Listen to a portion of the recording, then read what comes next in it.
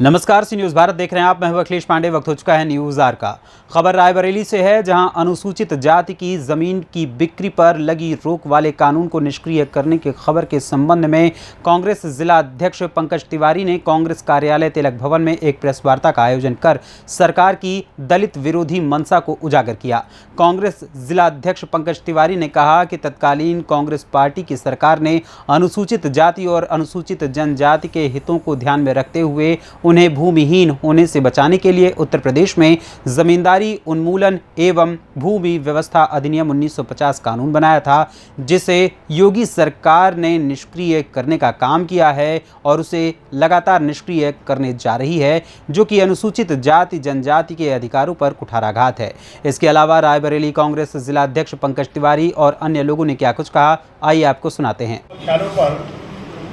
Bharatiya Janata party की जो ये टाउनशिप नीति आई है और जिसमें अनुसूचित जाति की जमीन को बिना जिलाधिकारी के अनुमति के लेने और खरीदने की जो नीति बनाई जा रही है, उसका विरोध पूरे उत्तर प्रदेश में अनुसूचित जाति, जनजाति और अनुसूचित जाति के लोग कांग्रेस के बैनर तले विरोध करने के लिए उतरे हैं।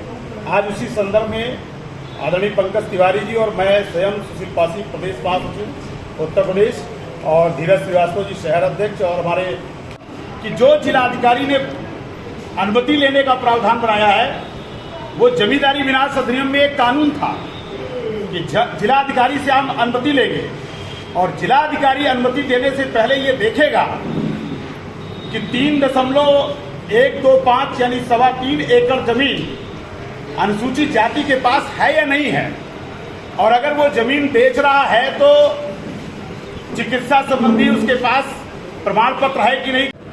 अध्यक्ष जी, प्रेस कॉन्फ्रेंस किस लिए है, क्या है? आज ये प्रेस कॉन्फ्रेंस जो है, जो ये भाजपा की सरकार के द्वारा अनुसूचित जाति के लोगों की ज़मीन को हड़पने का जो कुत्सित प्रयास किया जा रहा है, इसके परिप्रेक्ष्य में आज प्रेस वार्ता इस तिलक भवन में बुलाई गई है। पूरे प्रदेश में इस प्रेस वार्ता आज की जा रही है।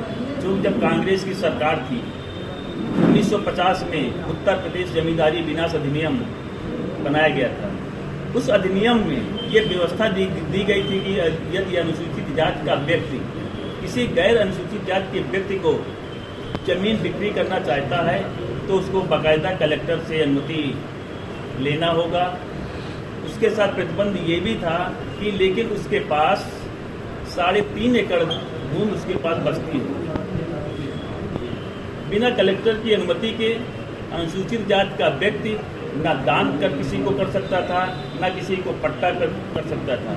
लेकिन ये भाजपा की सरकार केवल एक उद्योगपति को लाभ पहुंचाने के आशय से इस कानून में को परिवर्तन करना चाह रही है, जबकि व्यवस्था ये है कि उस कानून के सदन में बाकायदा चर्चा होनी चाहिए, उस पर आपत्ति होनी चाहिए, तब कोई कानून बनता है। केवल कैबिनेट की बैठक बुला लो, हमारा बहुमत है, तुम लोगों को बुला ले और पास करा ले, ये कतई लोकतंत्र में उचित नहीं है।